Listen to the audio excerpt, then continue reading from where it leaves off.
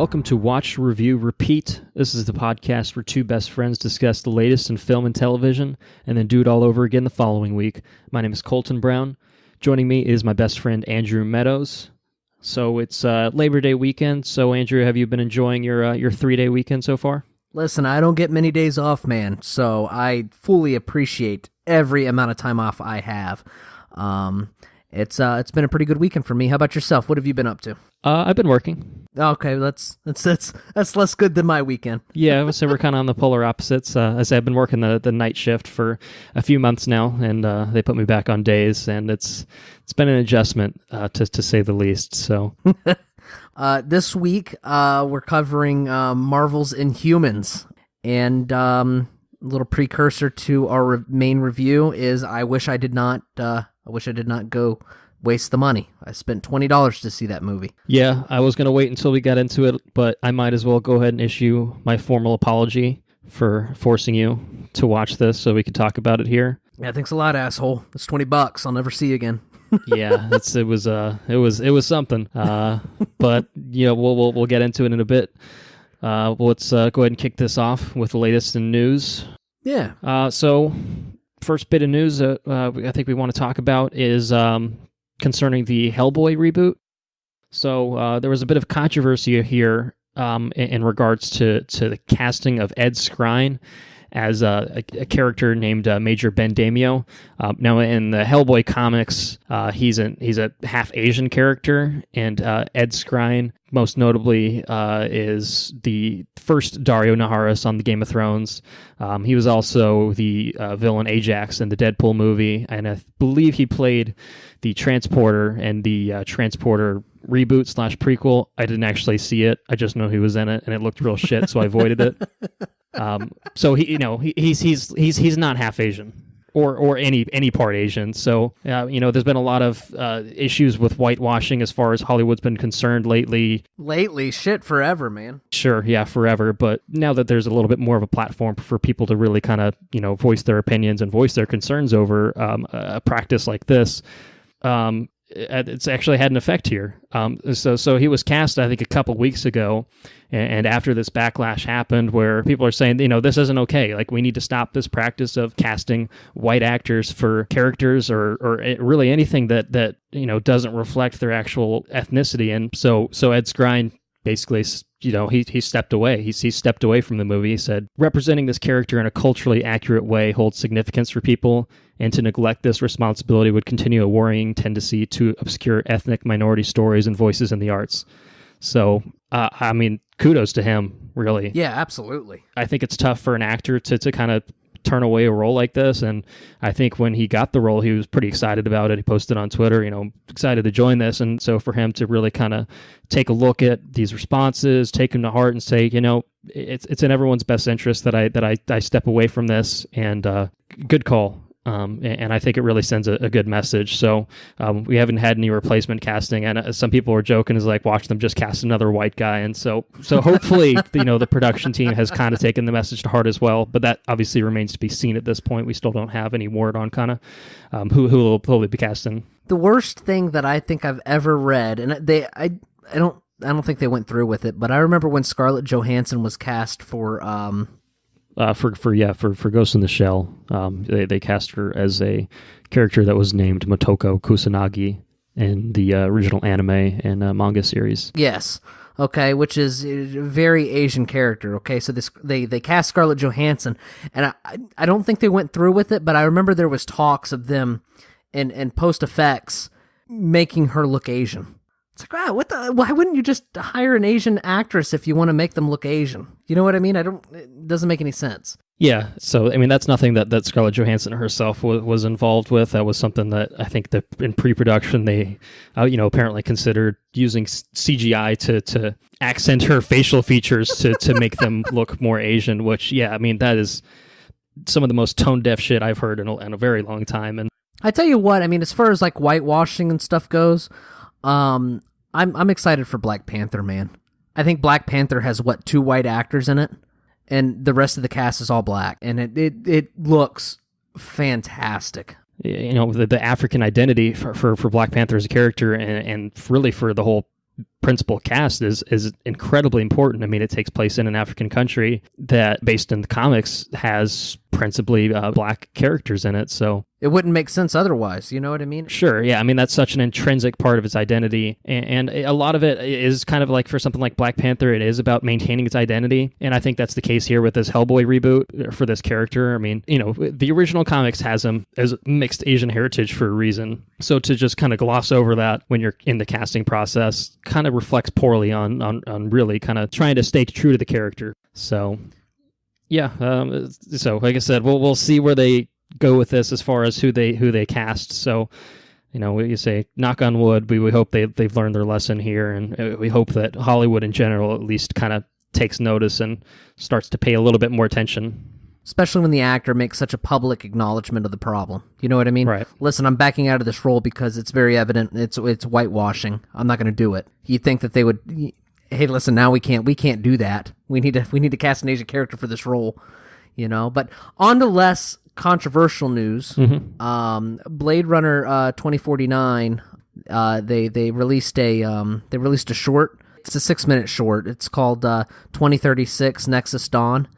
And it's supposed to fill in some sort of gap between the first movie and the sequel coming out. Right. I mean, so there's a whole 30-year gap between the original Blade Runner and when Blade Runner 2049 takes place. So the version I saw, the director, Denis Villeneuve, kind of had like a little message at the top saying, hey, you know, we wanted to make a couple short films to kind of really show you maybe some important things that happened in this 30-year span. So when you go see Blade Runner 2049, when it drops in October, you know, you have a little bit more context for kind of what's been happening or what has happened in this world since we've last seen some of the characters that will, you know, be reappearing. God, I love Blade Runner, dude. Blade Runner's so good. I like Blade Runner a whole lot. And it looks like they nailed the aesthetic from everything that I'm seeing, even the short that came out. The aesthetic and the tone and everything feels like a progression of everything that was established in the first movie, which is it looks good. I'm excited to see where it goes. Yeah, so this short here was directed by Luke Scott, who is the son of the director Ridley Scott, who did the first one. Okay. So, yeah, I mean, visually, I like kind of what's going on here. We get Jared Leto actually showing off the fact that he's talented, as opposed to kind of what we talked about last week with his Joker performance. Yeah. No, Jared Leto is a fantastic actor. He's awesome. I think, what's your favorite Leto movie? I mean, Dallas Buyers Club's probably the most obvious candidate as far as his performances go. I like Requiem for a Dream. He's got a lead role in that one. You know what I mean? So it's, but that movie right there shook me to my core. That's a heavy movie. If you want to see a heavy movie, see that one. That one right there will rock you. That's a good movie. That actually inspired me to take piano lessons. Hot fact on that, right? How are those going? Well, I quit going after I learned the the main thing for that movie, the main theme. But did you see the Wasp? Did you see the Wasp, the costume? Holy shit. That's going to be great. Yeah. So we got our first look at Evangeline Lilly in full superhero costume as the Wasp for the upcoming Ant-Man and the Wasp sequel to Marvel's Ant-Man back in 2015. I'd say the colors are a little bit more muted than kind of what I want to see. I think the actual we see a prototype of this suit and one of the post-credit stingers for Ant-Man, and it's a little bit more colorful. It's also half done, so clearly some time has passed between then and kind of what we see in this picture of the Wasp now. But yeah, I'm thrilled to see these characters on screen. When they announced kind of a sequel to Ant-Man, and they called it Ant-Man and the Wasp, which for me, I love that title. I mean, it's really good. It's nice to see some female representation in these Marvel movies. I'll touch on it a little bit later, how that's kind of been a bit of a sticking point for Marvel in general, as far as their film and television departments have been concerned. But this is cool. And the title card looks great. Yeah, I mean, just the whole style of it looks awesome. And Ant-Man was kind of a surprise hit. I think it had some baggage kind of coming in, and Edgar Wright director of Baby Driver, which we talked about last week, was attached for basically a decade working on that movie, and they ran into some issues in pre-production. He bailed on it. They brought in director Peyton Reed, who credits really up to that point were basically the first Bring It On. So it was kind of one of those things where it was just like, what the fuck's this guy doing? We don't know how this is going to turn out. But I mean, Ant-Man was... Oh, it was great. It really handled kind of the different aspects of the heist genre and the superhero genre. For me, Ant-Man is probably the most underrated of all the superhero movies. It's something that I've watched once that I've really wanted to watch again. I remember really enjoying that movie when I saw it. And it took me by complete surprise. It was very funny, and it was creatively made. Especially those portions where there were the flashback scenes, and he's telling the story as his character's like mouthing the words. That was hysterical. I've never seen that before, and that in particular stands out. But that was a really good movie. I need to watch that again. Yeah, it's well worth a rewatch. I've seen it a lot more times than you have. I mean, it came out the same year as Avengers: Age of Ultron, and I would say, for my money, I think Ant-Man was the better film of those two. Oh, I'd agree with that. Definitely. So Ant-Man and the Wasp, this will be coming out July 2018. I guess we're less than a year away. Wow. It's coming up soon. Michelle Pfeiffer is joining the cast. She's going to play the original Wasp, Janet Van Dyne. Paul Rudd's coming back. Michael Douglas is coming back. We got Walton Goggins from Freaking Justified coming on, joining the cast. Lawrence Fishburne, Morpheus himself is coming in. So this thing is shaping up, and I'm super excited because Ant-Man really took me by surprise, and it sounds like you as well. So I'm really kind of keen to explore the further dynamics of these characters. So shifting over to the television side of Marvel. We got a look at Luke Cage Season 2. We got a promo picture, courtesy of Entertainment Weekly, of Misty Knight sporting a new bionic arm. Now, in the comics, what is that arm? Is the arm something special in the comics? Yeah, so the arm in the comics is actually built for her by Tony Stark. It gives her superhuman strength, and she can shoot like energy blasts and kind of a bunch of crazy ass things with it. And I don't think they'll go quite as heavy with that. More than likely, Danny Rand built that shit for her. Right? Yeah. So some spoilers for the Defenders at this point. Basically, she gets when the last time we see Misty Knight, she's in this hospital and she's talking to Colleen Wing, who's saying that Danny Rand and Rand Industries. Has Danny, you gotta fight the hand for me, Danny. Danny Rand's building hands. I can't get enough of Danny Rand. He's everywhere. I'm sorry. I didn't mean to break your roll. No, you're fine. You're fine. Yeah. So last we saw Misty in the hospital, Colleen was telling her that Danny's got connections here. Rand Industries will do something for her. So, this is almost certainly going to be a product of Danny Rand's kindness, and it will almost certainly have nothing to do with Tony Stark and anything in the kind of the movie side. I mean, this is a nice compromise. Danny Rand doing some nice things. Well, if it's got Danny Rand, man, I'm in. He might suck at being an Iron Fist, but if he can be a good guy and build some robot arms, then, good on him. Yeah. Now, there's some news here about the guy that directed The Green Room with True Detective. Yeah. So HBO has officially greenlit a True Detective Season 3. The original writer of Seasons 1 and 2, Nick Pizzolatto, or as I call him, Nick Pizza Man, will be returning, but he's going to be joined by Jeremy Saulnier, who was the director of Green Room with Anton Yelchin and Imogen Poots. Listen, I can't think of a more brutal movie that I've seen in recent memory. Green Room was raw, dude. It was such a visceral experience. Yes. It was a fantastic movie. It was shot well. It was well written. Acting was fantastic. I mean, it was a fantastic movie. But damn, that was visceral is the best word for it. It was definitely a visceral movie for sure. And I think both of us, I think we actually ended up watching that together, if I recall correctly. And I don't think really either of us kind of knew the extent of the brutality in that movie. I mean, we kind of had a general, knowledge of kind of what the movie was, but it definitely took us by surprise with really kind of how graphic it got in parts, and it was very well done. If the guy that directed it is involved in True Detective Season 3, hopefully this can be a proper sequel or, a proper continuation of True Detective Season 1, and we can ignore Season 2. Season 2 just isn't worth watching. It's garbage.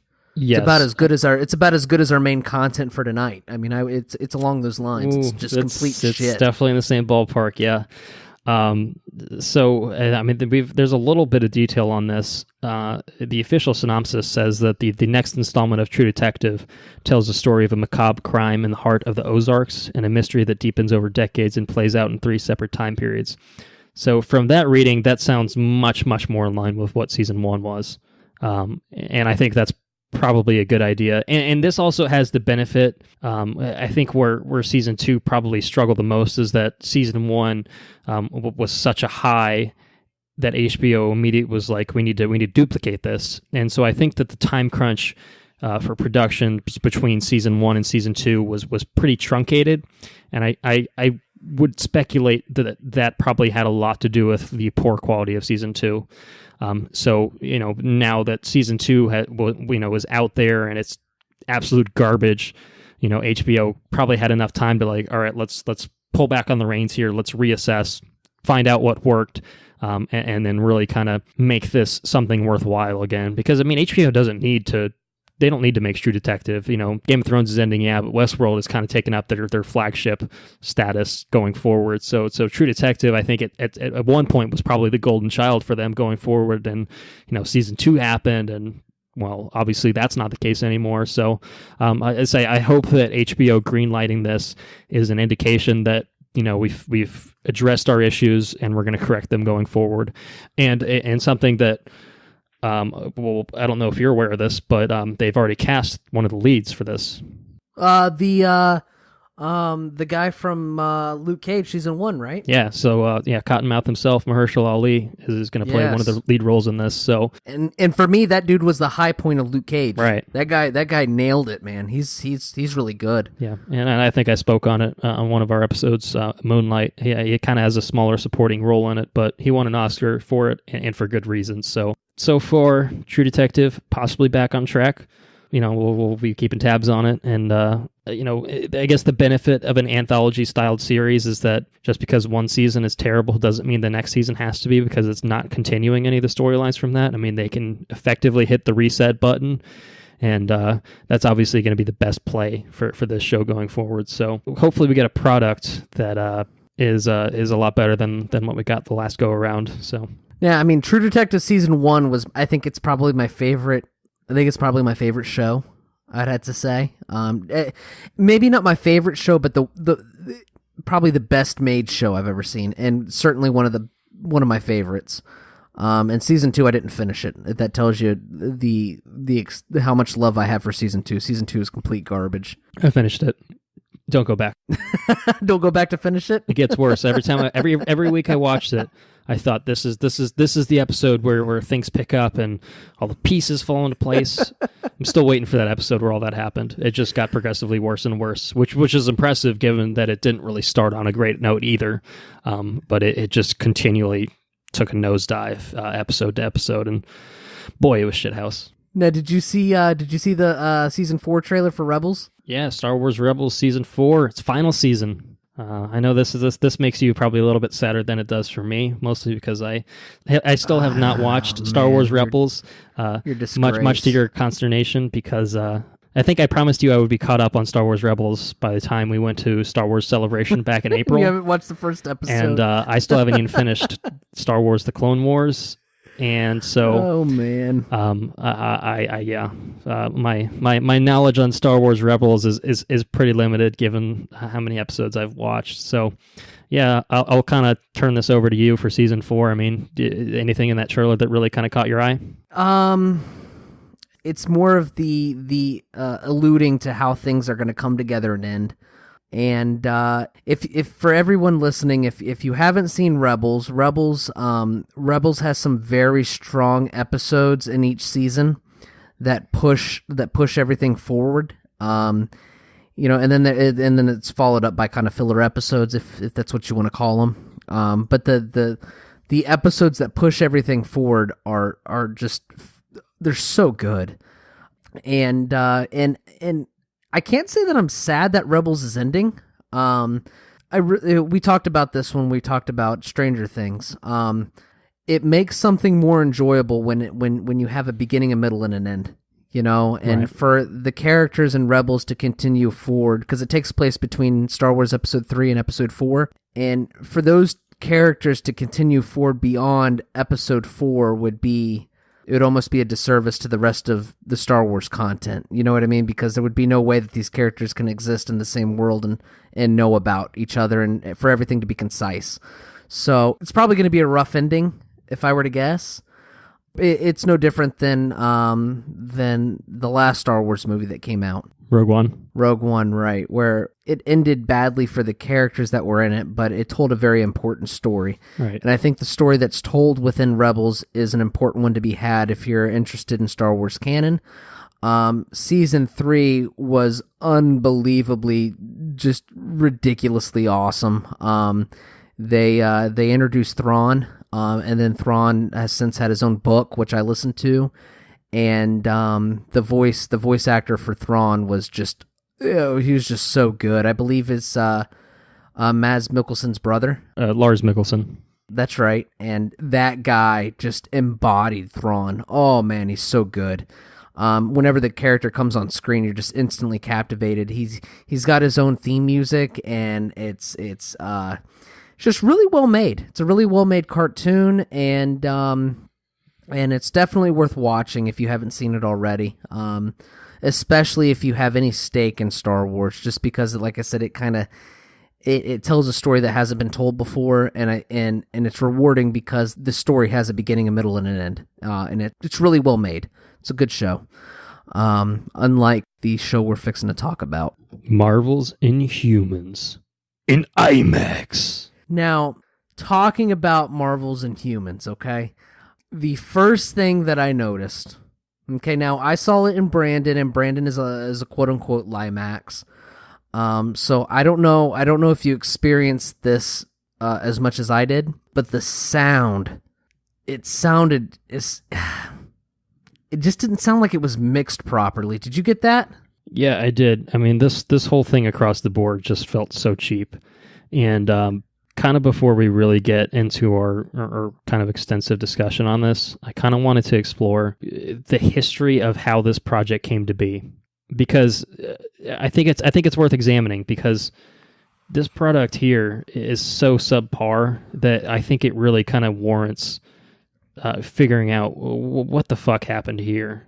There has to be an explanation, because it's rough. Yeah, and so basically, Inhumans is a comic property that's been around for a while for Marvel. It's something that they've actively been supporting in the comics for a while, fairly well received. So back in October of 2014, Marvel Studios announces they're going to be making an Inhumans film. They announced this huge slate of films for their Phase 3 going forward, and Inhumans is scheduled to release in November of 2018 as a feature film from Marvel Studios, who, we mentioned Ant-Man, like, they have a formula, but they know how to use it, and they put out quality films pretty consistently. So naturally, this is exciting. It's a few years off at this point, but okay, that there's some interesting characters to play with there. This could really kind of be something cool.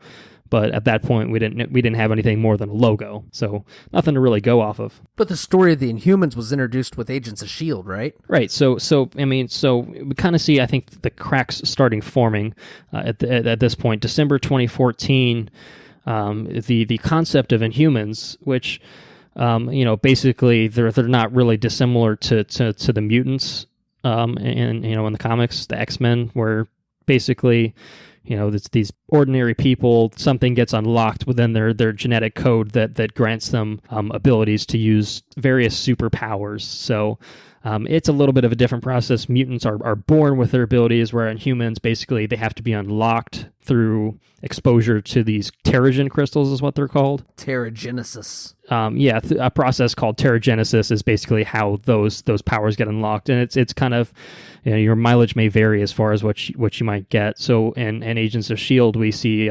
Agent Daisy Johnson. She gets exposed to these crystals, and she's given these earthquake powers to cause someone tremors and stuff like that. Now, what happens is when these characters they undergo Terrigenesis on Earth, they turn into like this. It's you can almost imagine it as a cocoon, but it almost looks like you almost look like a rock. Yeah, it's like Pompeii, Yeah, exactly, Pompeii, exactly. Now, when you break away from the cocoon, depends on, I mean, there's characters that take a long time to break away from the cocoon, and then there's other characters that break away instantly.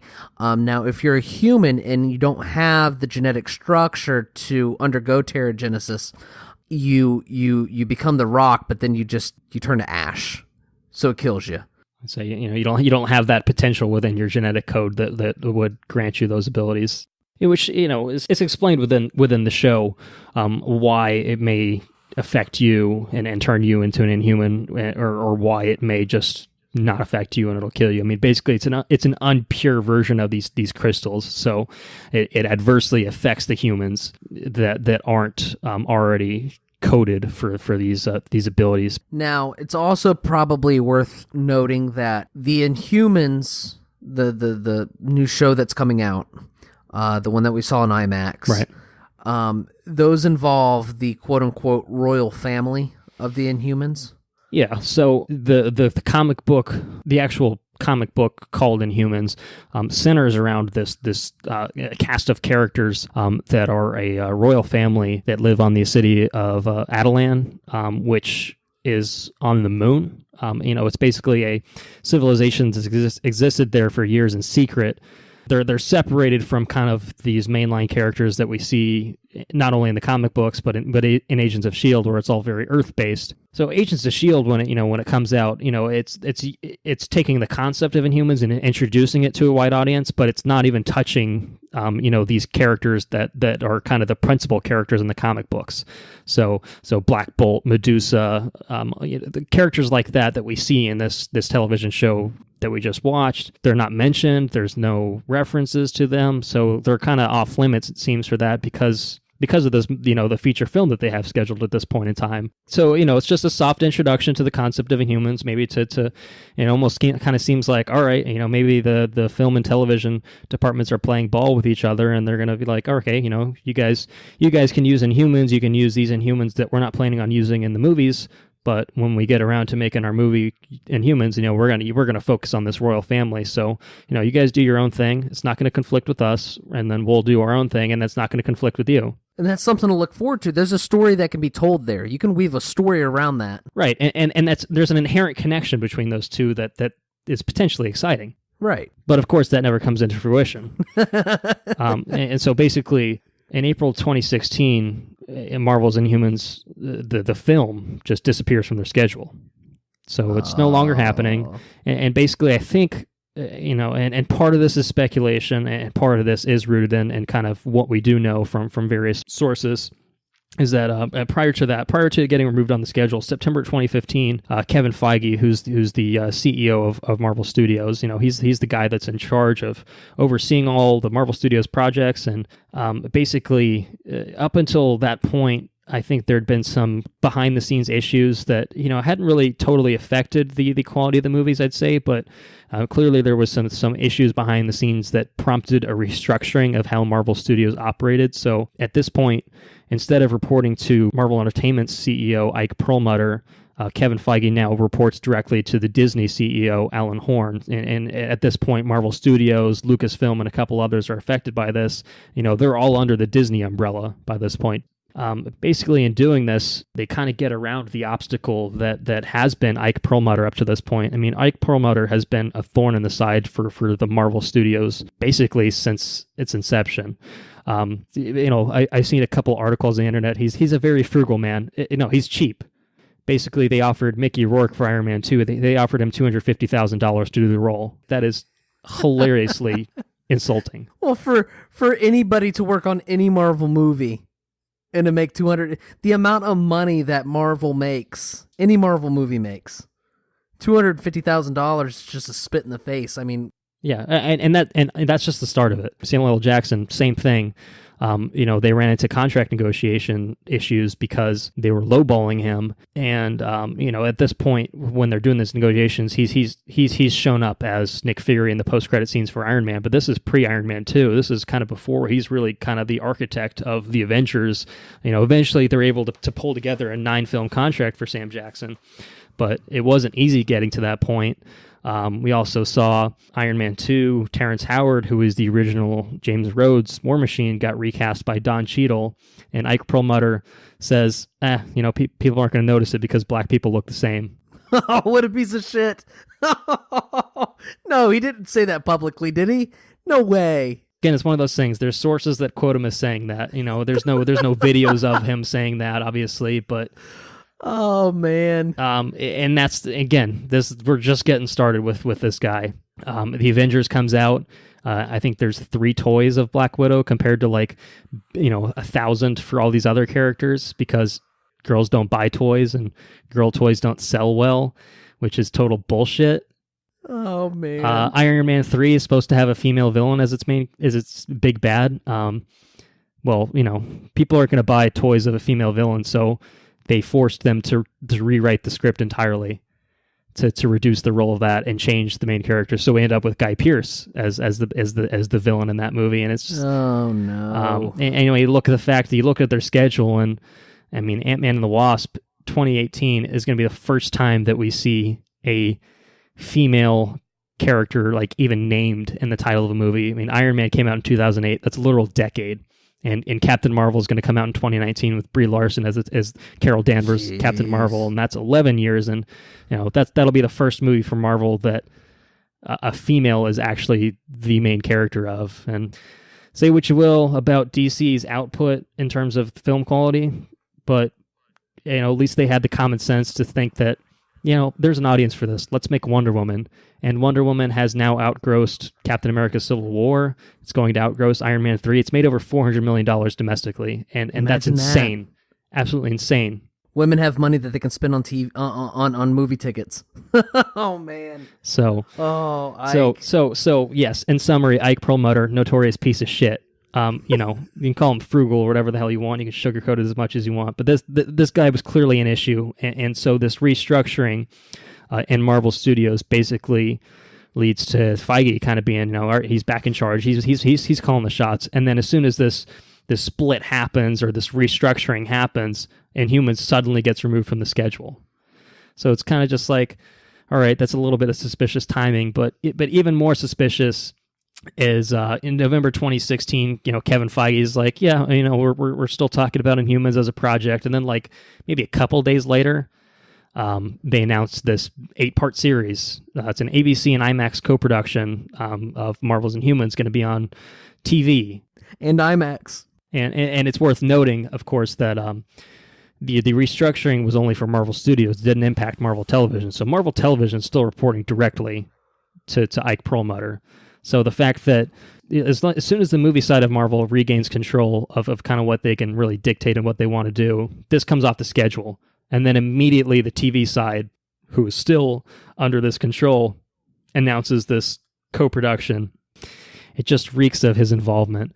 IMAX is co-producing this and co-financing it, and so it's like for Marvel, it's like, oh, they don't need to spend any money on it. IMAX will foot the bill, and then they announce Scott fucking Buck as the showrunner for this show, who did the season 1 of Iron Fist, which at the time that he was announced as the showrunner for this, Iron Fist had not actually been released to the public, but people working on that show, the producers on that show had to know what they had on their hands. So the fact that they kind of, Marvel TV just says, we'll give it to Scott Buck.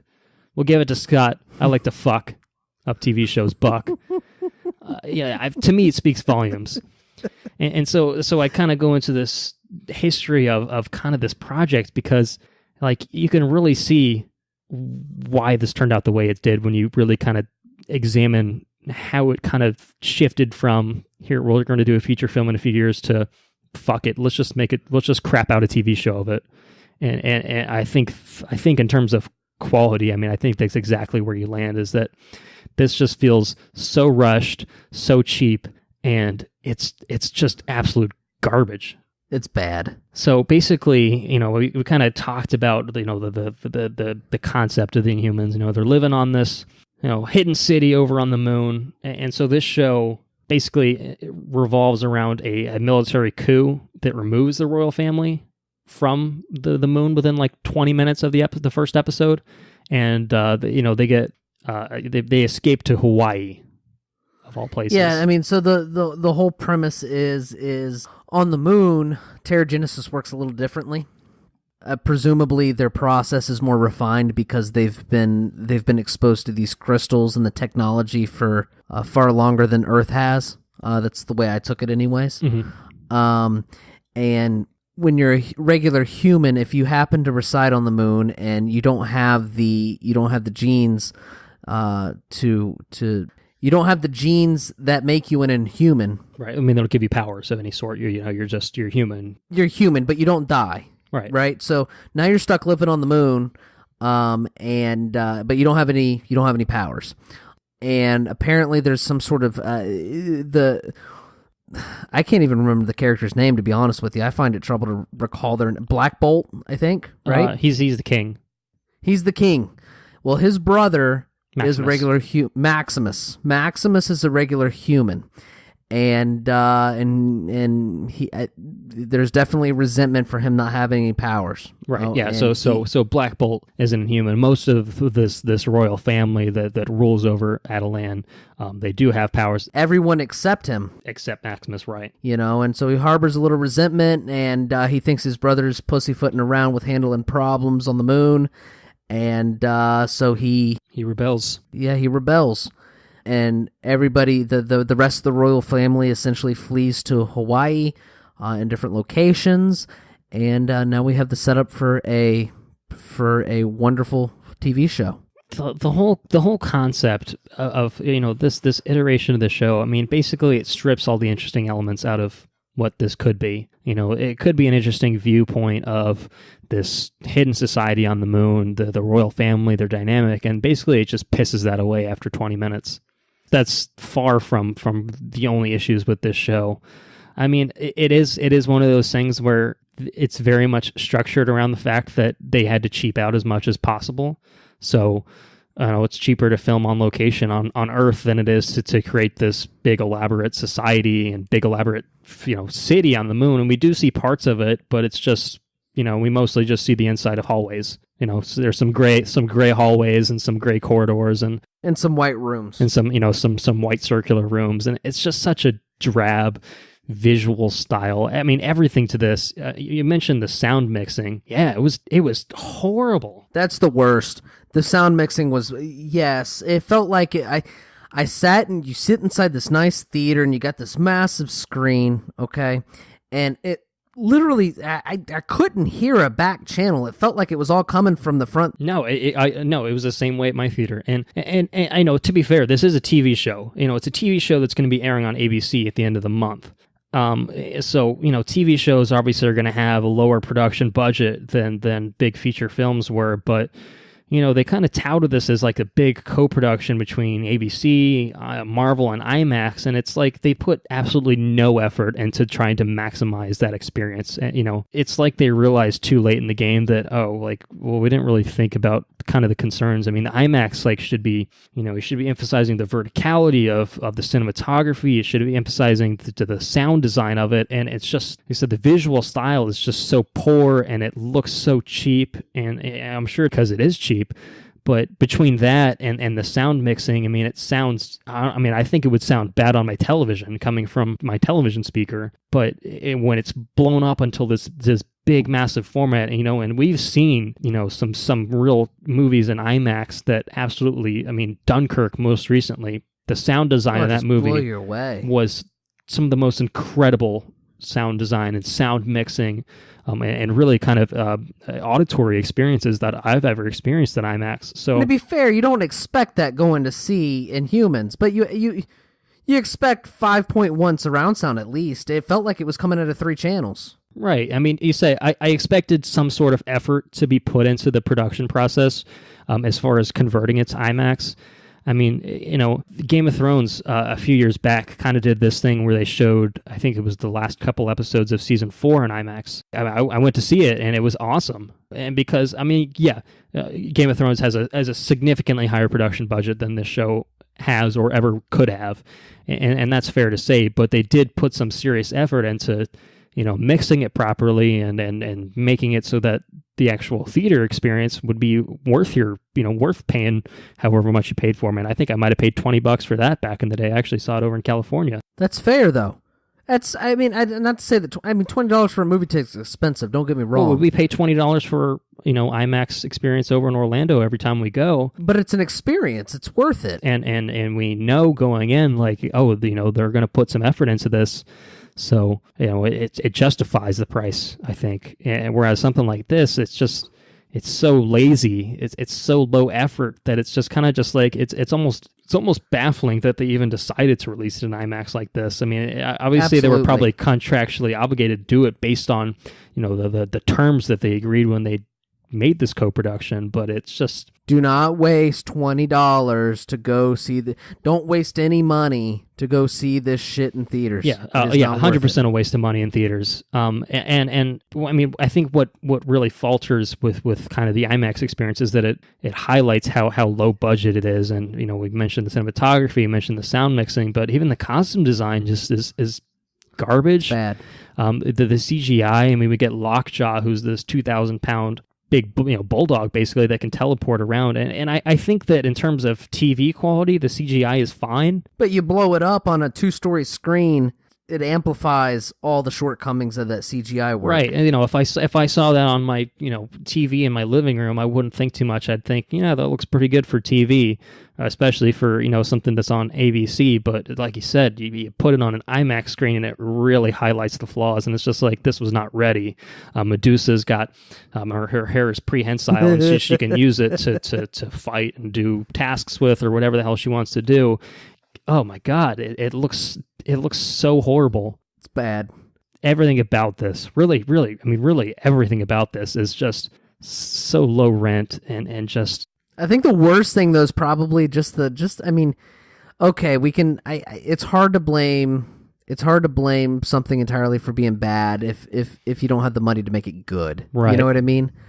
So let's just take what's the most inexpensive thing to do well in a movie. Let's write it. Let's write it in a way to where maybe the writing can compensate for the shortcomings of our budget, you know? But the writing's terrible, man. It is. It's so bad. And obviously, I mean, the writing itself is horrible, and so by extension, it's not doing the actors any favors. But honestly, it really just seems like everyone here is just phoning it in. Oh, absolutely. There's some actual talent here. I mean, was that Ewan Rayon? He was Ramsay Bolton in Game of Thrones, and he's great in that. Oh yeah. He's Maximus the Mad here, and I've got this goofy accent. I know we're all Inhumans. I don't know what accent I'm going for. It's just like, why did these people sign up for it? Surely they read a script, and it's just... I guess it's a paycheck, I guess.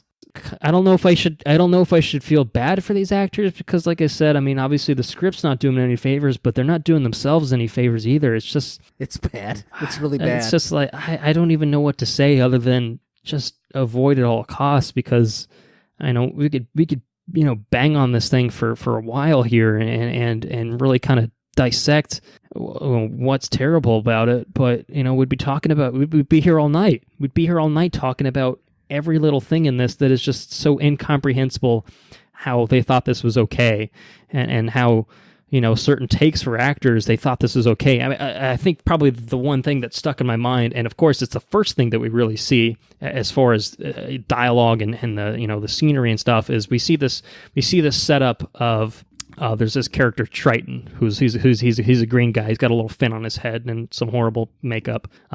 He sees this girl's like running through like a jungle, like a lush jungle setting, and we see her and she's got some funky colored eyes. She's like, "Oh, I'm Inhuman," blah blah blah blah blah, and he's like, "It's okay. There's a city on the moon that will, Inhumans are going to be there. Everything's going to be fine." And like the dialogue here is so fucking terrible. And this guy's delivery here is some of the flattest shit I've ever seen. I don't know if they just did one take for every scene and they said, "Well, we don't have the money to shoot more than one take per scene, so we'll take what we got." And it seems like the case. All of it's consistently bad. Like, there's something to be said when something's bad to a point where it's entertaining. And then there's not a whole lot to be said when something's just consistently just garbage. Like, it's just painful to watch. There's no redeeming values here. There's no redeeming qualities here where it's gonna like, oh, this is veering into so bad it's good territory. This is just bad. It's painful to watch. It's miserable. It's a miserable experience. So I don't really have much else to add, but we might as well get into, I guess, spoiler territory here. So spoilers for the first 2 episodes of Inhumans. The highlight of the entire hour and a half that I spent in the theater was seeing an Inhuman come out of the doorway with these crazy looking eyes, and they said, play us the replay of what happened." And light shone from his eye sockets. His Inhuman ability is projector eyes. And I lost it. I couldn't contain it anymore. I started laughing. I think I was the only one laughing in the theater, and I was audibly laughing. I couldn't contain it. I was laughing pretty hard. It was pretty ridiculous to watch this thing on the theaters. It was terrible. I think that was the that's the most notable point for me when this. It was shit before, and then once I saw that, it's like, oh Christ, what did I pay $20 for? What the fuck is happening? Why is there a guy with projector eyes coming out on the screen? And it's just hard to watch. It's a terrible show. Projector eyes, Jesus, what a shit show. I guess it's probably worth noting that we only saw 2 episodes out of a total of 8 that are going to be airing on TV. So we've only seen a quarter of what this show I guess has to offer. And it doesn't offer a lot. No, it does not. But I mean, going forward, do you think that there's interesting possibilities set up with what you've seen so far? I mean, so basically we end with Black Bolt is, Black Bolt acts like a fucking idiot on Earth and gets arrested, and now he's in jail. Medusa got shaved 15 minutes into the first episode, and so she can't use her abilities anymore, so she's trying to find Black Bolt.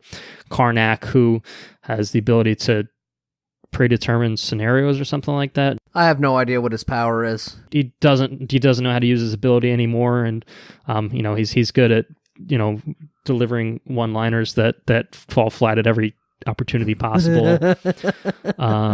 There's an Inhuman who's a literal wall. We got the projector guy. Crystal is she's being imprisoned on Atalan. Lockjaw is imprisoned on Atalan.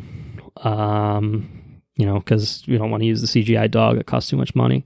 I don't personally. If I never see another episode of this, I personally won't mind. Yeah, I mean, I guess it's been a few days since I saw it, but I'm like trying to remember back. I'm like, what even happened in this show? Like, I was miserable the whole time watching this movie, or I guess it's not a movie, it's a show. The entire time I watched a show, I thought I spent $20 on this shit. Yeah, well, you're thinking about, fuck, what have I done? What have I done? At least I got to buy a $10 beer. It was bad. I guess it was a mercy that it was like an hour and 20-something minutes that this episode 1-2 thing ran for, so I say, if nothing else, it was short. It wasn't short but sweet. It was short. It was, yeah, I guess, I mean, I could think of more enjoyable. I could have watched an episode and a half of Game of Thrones, instead. If you're interested in Inhumans, my best advice to you is invest yourself in Agents of S.H.I.E.L.D. It's a far superior show, and it's. I would say that show is definitely worth watching. It's got a lot of high points in it. And aside from some slow slumps that happens as a result of, the number of episodes in one season, I think it's definitely worth watching. Yeah, I will fully back that statement. Marvel's Inhumans, piece of shit. Agents of S.H.I.E.L.D., that's the Inhuman show that you want to watch. It's not exclusively focused on Inhumans, and it's not about the characters that you might know or enjoy from the comic books, but it's a far better depiction of them. It's far more respectful of the source material, and it's actually well written in its own right, and well cast in its own right. And it does lull here and there. Season 1 especially, up until you get kind of probably towards about 3/4 of the way through it, it is not particularly good. But seasons 2, seasons 4, which was the most recent one, were excellent television. Just in general, I mean, it's not HBO level production values, but for what it is and for what it tries to do, like, it succeeds with flying colors, whereas something like Inhumans just falls flat at every turn possible.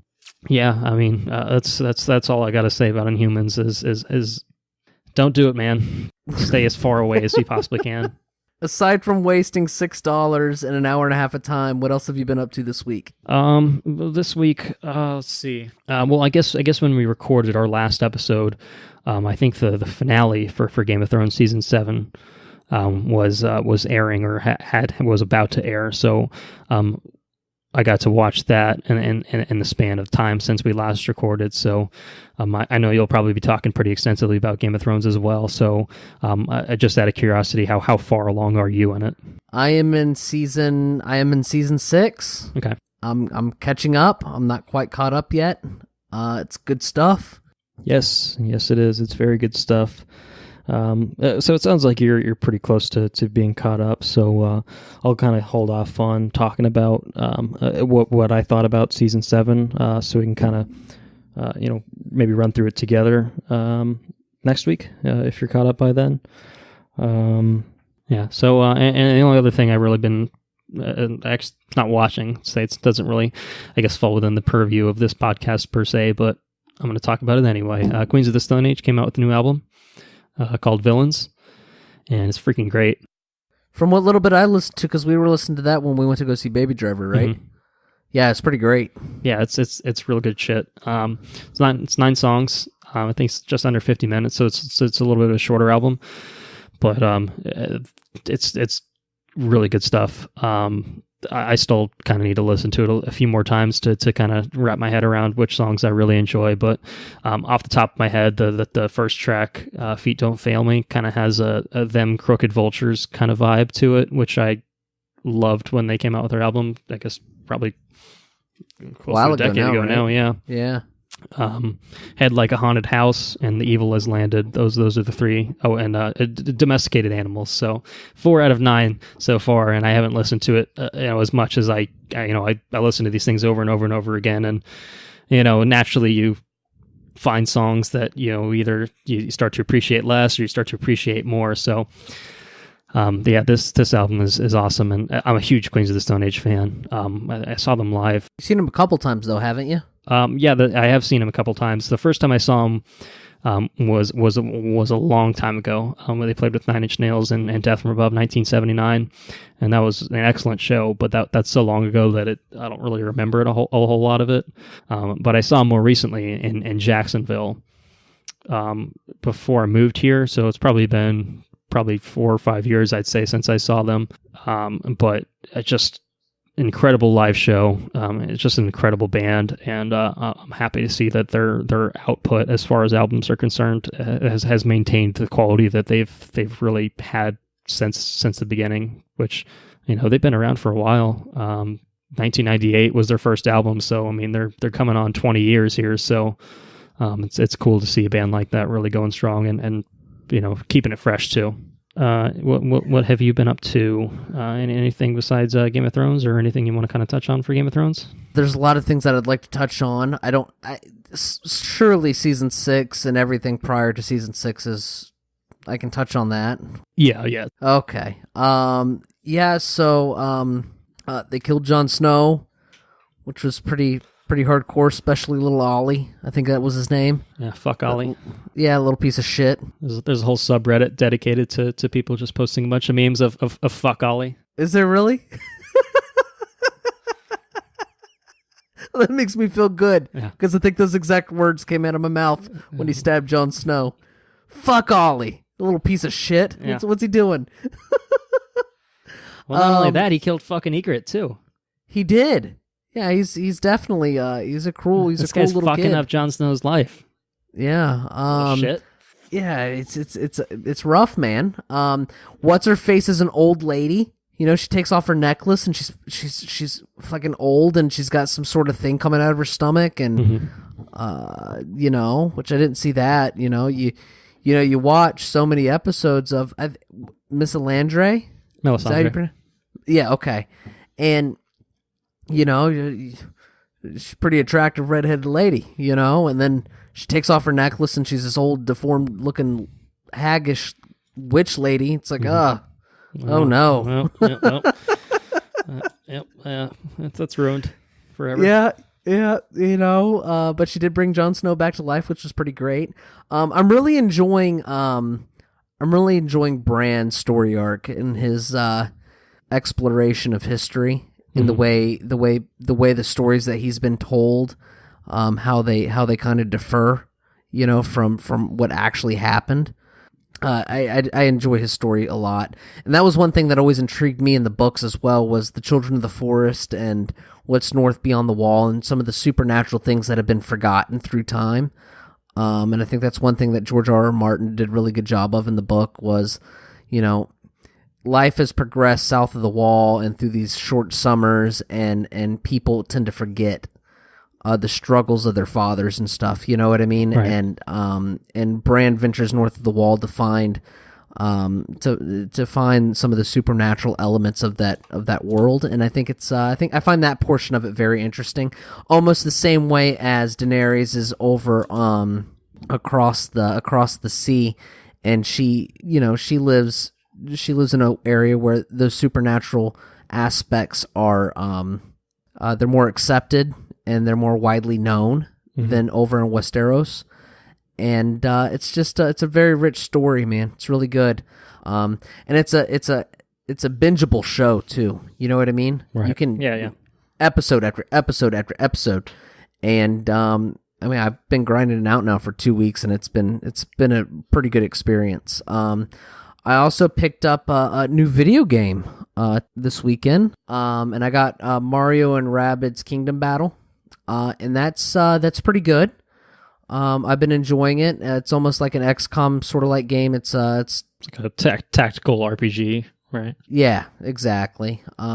It's less focused. It's more focused on combos than something like XCOM. XCOM's more positional, and I think there's more dynamics to XCOM. It's a much more complicated game. Not to sell Mario and Rabbids short, because it's definitely great. It's very good. The art style is excellent. Animation's excellent. Gameplay's fun. But I did start XCOM 2 this weekend too. I'm going to do a playthrough of that. The guy that lives here close to me, and we're going to meet once a week and play through that. And XCOM 2 is just a whole nother level of depth. Well, there was a new piece of downloadable content came out recently. Is that right? Yeah. I think it's War of the Chosen, I think is what it's called. And it adds, from what I understand, I didn't beat XCOM 2 by itself.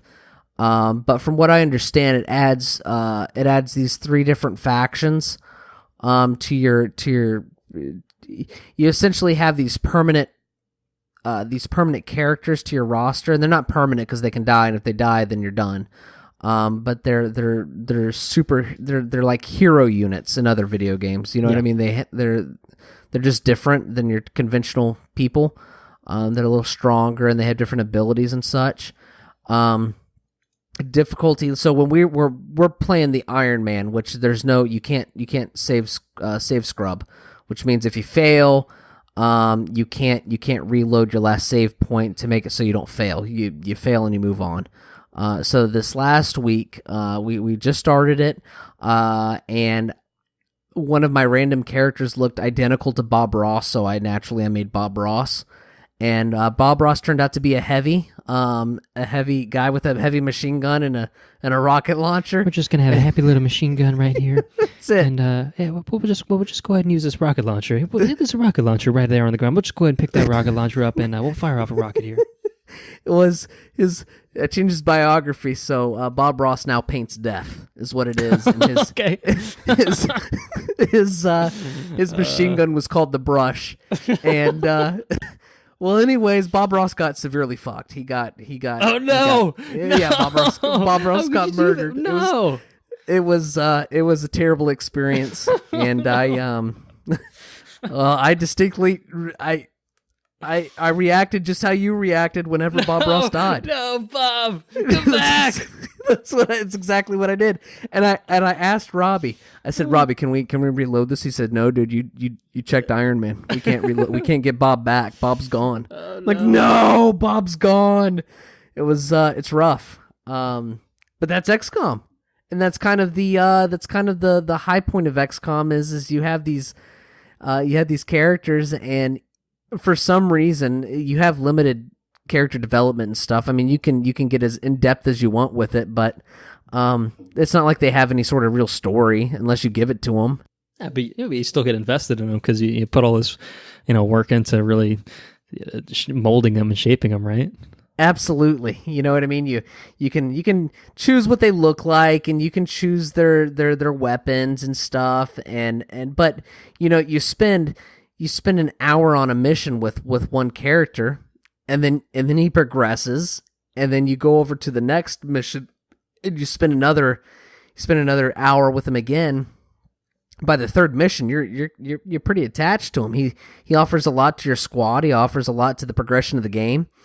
Not only that, but then if Bob Ross hits 75% of every shot he takes, Bob Ross is a badass. You know what I mean? He's rolling pretty good, and when he dies, you're just like, oh god, I'm lost without Bob Ross. It's a dark world. You know what I mean? It's it's a good game. But that's all I've been doing. I've been watching Game of Thrones and playing video games. So that's it. It's a good lifestyle. I guess so. I'm fully on board with that. But I'm excited. I am super stoked for next week's installment. Yeah, man. I'm actually gonna pick up the old school It.